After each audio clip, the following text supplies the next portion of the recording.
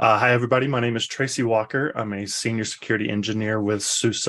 I'm actually a specialist with NewVector, which is an open source platform. We'll talk about kind of NewVector in the last half because, sometimes when we're told, asked to give presentations and not make it too vendor centric or product centric and that kind of thing, I go to my go-to presentation, which is what all the security vendors like to tell you that maybe isn't the best idea.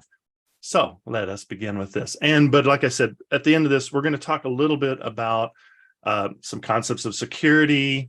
We'll go back. Sorry about that. Some of this will be some really light bullets because I think there may be a lot of security people already on this call, so I don't want to bore you to tears with that. So I'll elevate that a little bit. I'm going to focus a little bit on especially like vulnerability scanning and remediation versus kind of like runtime security, as well as other things that I have heard throughout the years that, well, I don't need that because I've got this. And, just kind of the way, people kind of approach security. Some questions to ask vendors, a good kind of hit list when we're talking to vendors, things that you can ask that will help get beyond just kind of the marketing, but get to more technically specific things. And if time allows, I'll do a live demo of what a zero-day attack actually looks like and how it could be blocked by using zero trust. Lots of zeros in that. So really quickly, let's talk about some security concepts because I may use these words or phrases throughout. I just want to make sure everybody's on the same page. When we talk security in depth, this is your holistic security approach, right? This includes physical security, network security, RBAC, all of the securities, right? Security layers, because that's what we're really talking about. Where are the layers? What is the scope of that layer? What is it doing? Things like that. Good versus bad versus effective, right? So I hear a lot, well, that's a really good security layer, but it's better than that one over there. Or this security layer is better than what you could do with this other product or these kind of things. So too many times vendors get into this is better than that, or this is good and that one's bad, or, that kind of language. And that language kind of annoys me because a good security layer is effective.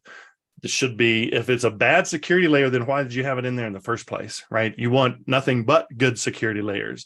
Yes, some are more effective than others, but that's kind of that's the language we want to use, especially, part of the culture that NewVector had before we were acquired at Suse, now that we're trying to, continue to push, is we don't want to compete against other security products. We want to compete for good security in the customer's environment, right? Whatever that means. So if we can add good security layers, here's how we can add that. And we'll talk about what good security layers are and things like that. So we try not to be too competitive. This is for the goal of good security, right? Allow all by default is a way I kind of describe a lot of security layers that basically are kind of signature based, right? We're going to allow all network traffic, except when we see these kind of threats in the traffic, right? If we can actually do DPI and see the network threats, see the patterns, right? So that's kind of an allow all. We're going to use a checklist of everything gets in except things that are on this list, right? So that's one approach to security. And of course, then you have the deny all by default, which is the zero trust. We'll do a little bit more in that, more discussion in that. And yes, zero trust will be part of that. So this is where you're basically saying nothing gets in, nothing is allowed except for these things that are on my list, right? So both allow by default and deny all by default, yes, they're using a list, but one is for the deny and one is when you're doing allow all by default, you're using a deny list, and deny all by default, you're using an allow list, right? That can be confusing just the way I said it, but we'll get there. So yeah, we'll talk about zero trust. We always assume compromise. We always assume that anywhere in our environment, we are compromised. And so we are always looking for sources of truth that tell us exactly what's happening. And we're always trying to prove that we're not under compromise, but we always kind of approach it in that way. All right. Good security.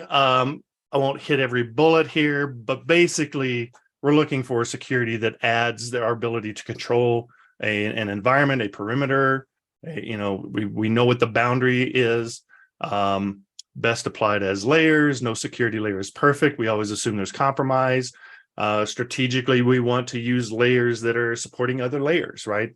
None are perfect, but when we kind of stack them all together, it makes it very difficult to navigate or to try to get through every one of those layers. That's why we use layers. Sources of truth. So this can get a little bit tricky because I do hear a lot of vendors who will talk about, well, this is the best possible source of truth for everything that's happening in the environment. I always come back with a counter to that because I not only want to have a good source of truth, but I also want to understand clearly where that source of truth is getting its information. Sometimes I've seen data elements or a source of truth being represented as this is the best source of truth, but it's actually a amalgamation of a lot of different data pieces pulled from lots of different sources and kind of smushed together and represented as, well, this is your source of truth. You need to break that down. You need to understand where those sources of truth are. Do you have other data elements that back up those data elements, right? Or do you have, various ways of seeing the same information, but getting it from different sources so that you can kind of cross-check that they're all saying the same thing? Can you have too many sources of truth? Of course you can. If it's not effective or it's not a real source of truth, maybe it's just a copy of data elements coming from other places, things like that. But again, things that we kind of tend to think about. All right, my favorite, vulnerability and scanning, CVE scanning, remediations, things like this. So these are the things that we hope to get when we are talking about vulnerability scanning and remediation, right? We're scanning for patterns, signatures, known CVEs. It may just be a version of a module or a library. Could be a lot of different things depending on how that CVE is being defined, but a good security layer, right? We're identifying known threats. We can use this everywhere. We can be scanning for CVEs in the runtime environment, in our supply chain pipelines, as soon as code is built, before code is built, right? If you're using static code analysis. Lots of tools out there that do this, lots of places where you can run these. It's very effective for those specific threats. However, no security layer is perfect, right? So this is a very, very common layer. And I've even seen in some environments where it's the only security layer, especially when we get into some of the more bleeding edge type of architectures like containers, Kubernetes running in the cloud environments, those kind of things where we're adding additional layers of abstraction and virtualization. That's one of those places where, yeah, we scan our images, but maybe we don't have a lot of security in the environment. We're kind of relying on the perimeter security, our VM security, if you will, things like that. So things that vulnerability, some things we should just note. This is not negative. These are just always the things that we want to note about a particular security layer. So this is allow all by default, right? We're allowing everything unless we have a CVE that we can match to that, which means that we need to have a CVE published, right? We have to know what we're looking for. We have to know what that signature is. And that means this is now historical. I don't know which CVEs are going to come out later today or tomorrow or next week, right? Unless you're kind of on the inside getting these warnings ahead of time, or you're just a regular consumer of these products, you're not going to know what's coming in the future. And once you find out where that CVE is, it is up to you to remediate that, right? Automated remediation is becoming more popular because, again, this is IT debt, overhead, things like that. Sometimes you can't remediate. You may have a patch, but you can't apply that patch because your application workload may break because of that patch. And so now you have to do other things to apply a patch and things like that. So sometimes it's even prohibitive to do the remediation. And not only that, but kind of to that historical standpoint, if it's a 0 day, you don't have a signature. You're not going to have one. Kind of the same thing as if you didn't patch. Also really not very effective against, an internal actor, somebody who's doing something that they shouldn't be. there's not a pattern for that unless you really know, Bob should not be doing that. And we've seen him do this before. Different CVEs will pose a different risk in different environments. If there's one thing I have learned in 30 years in IT, 20 years internal IT, and only a few on the sales side, but every environment is unique, right? Not just different, they're unique. Cultures, the technologies, the stack, everything about every single IT environment is unique. And when you understand that and really come in kind of with, set aside the ego, be humble, try to learn as much as you can. Yes, you will see patterns over time, but every environment is kind of unique. And so therefore, CVEs can affect different environments in different ways. Inconsistent tools, perfect example. NewVector, the tool that I've kind of specialized with at Suse, has a CVE scanner. And I tell, every time we do a demo of this, I tell our prospect or our audience, or if we're doing training, do not trust this scanner, which causes the salespeople to go, what is he saying, right? Do not trust this scanner. Do not trust any scanner, right? When you're scanning for CVEs, and we have seen this in so many bake-offs, if you're testing 5 different scanners, maybe some are production scanners or enterprise license scanners, open source free scanners, doesn't matter. When you start testing these things side by side, you get different results from all of them. Yes, you'll get 90, 95%, 98% consistency, but there's always this fringe on every single one of them. Some of them got false positives, others are not detecting it at all, while others are, right?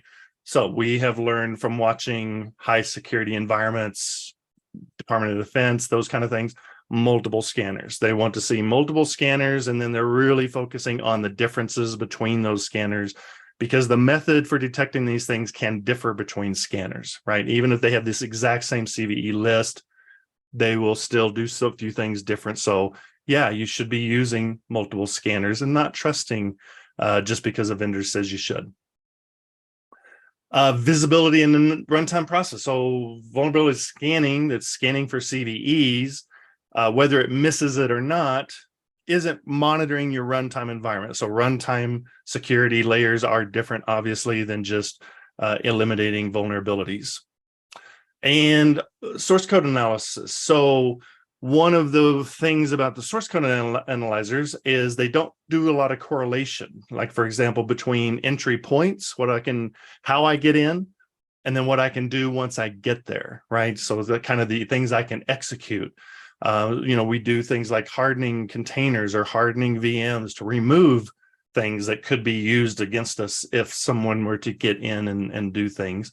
But that's, again, source code analysis, while will help us find some CVEs and can help us find things that need to be patched, don't give us that extra perspective of what could happen if we didn't. All right, so let's talk a little bit about zero trust, because this one in particular has become very vendor buzzwordy. And I just want to kind of give a real world example so that when you kind of see things, you understand whether it really is or really isn't zero trust. So this is a photo from Denver International Airport. You can see the color of the flag right there. And this is zero trust. If you have flown through DIA or any airport in the US especially, you have experienced firsthand zero trust. So what does that mean? Well, zero trust requires 4 elements, right? First thing we have to have is a perimeter. We have to know what is in and what is out, right? This is the environment we're securing. They call it a sanitized zone once it's actually secured. And in this case, it is the terminals. And you can even see the line. This is the line of that perimeter, right? Anybody can go to the airport, right? The airport's kind of allow all by default, go have a cup of coffee. But if you come into this line, into this perimeter, this is deny all by default, all right? And what does that mean? That means nobody gets into this area unless you are authenticated and you are authorized and you pass the X-ray. And that goes for everybody. Pilots, if you're working at McDonald's down in the terminal, doesn't matter who you are. You must go through that line. You will have to have authorization, authentication, badge, ID, that kind of thing. And you're still going to be X-rayed. Doesn't matter who you are, right? So that's the control. We have to have authentication, authorization. This is deny all by default, right? Which means nobody gets in unless they have these things. And continuous enforcement, right?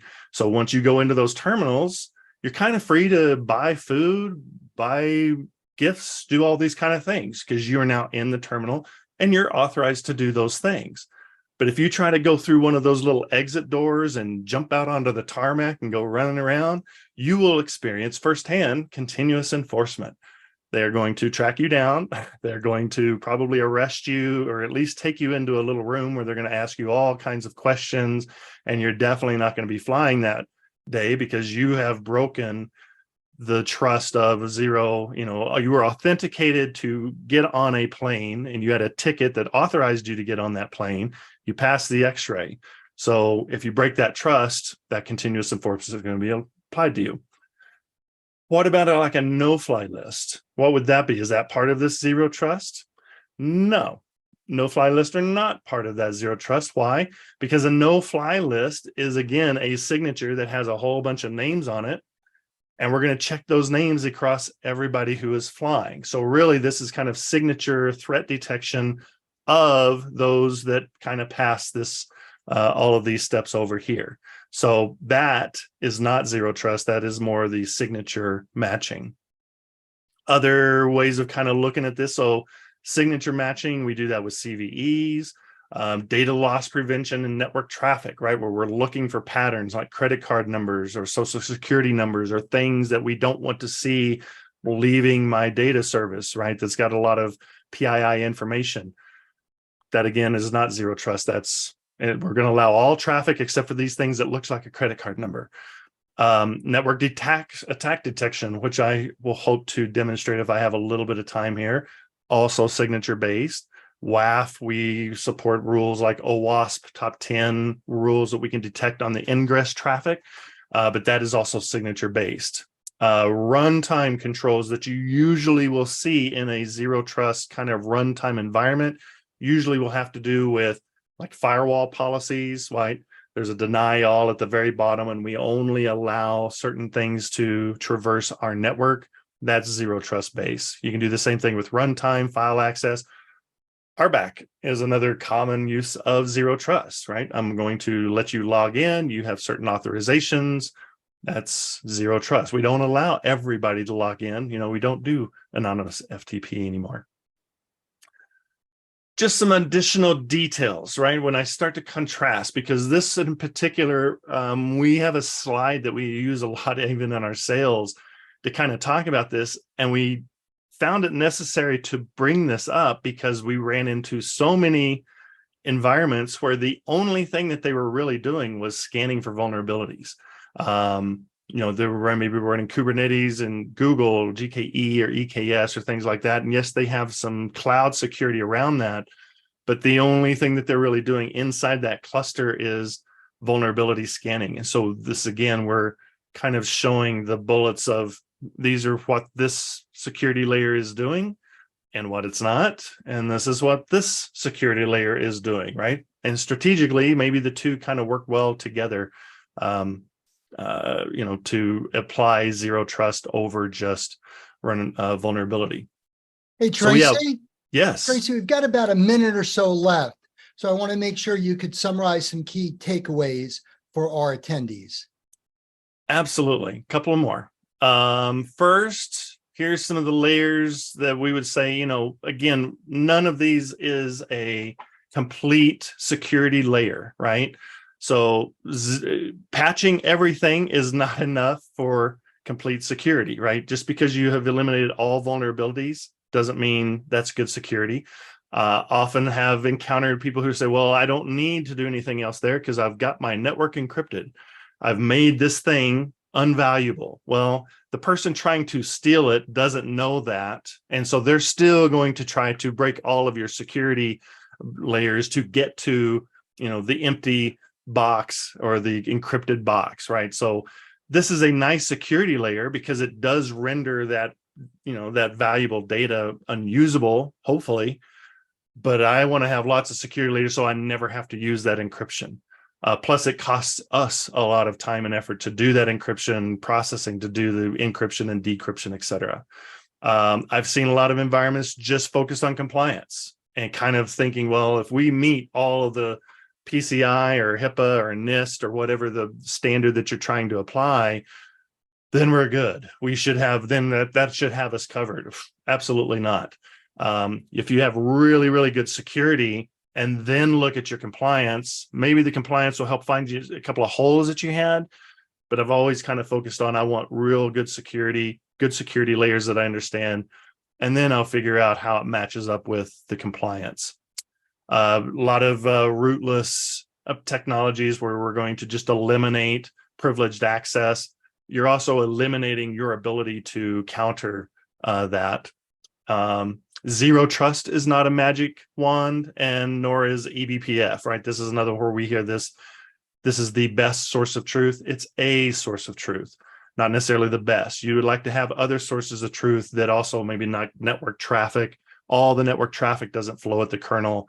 Layers 5 through 7, so you don't see the payload of the traffic, only see the networks there. All right, so the last thing we'll cover, things that you can ask vendors. What security layers would be complementary to the ones that you're describing? What are your sources of truth? Can you break that down for me? Do you have anything that's backing up or validating your source of truth? That's another good question. This also gets you into that technically specific, exactly what a tool is doing. Another good question, I see a lot of products talking about visibility and using that as kind of their buzzword. Ask specifically, what layers of network are you actually seeing? Are you seeing all the layers? Are you seeing the payload? Those kind of things. What would be the performance impact if we were able to see that? And what would happen if your tool were to get compromised? So just some basic questions. Last thing I'll show, NewVector, which does zero trust for Kubernetes. So this is very specific to Kubernetes and containers. NewVector is 100% open source, free to use.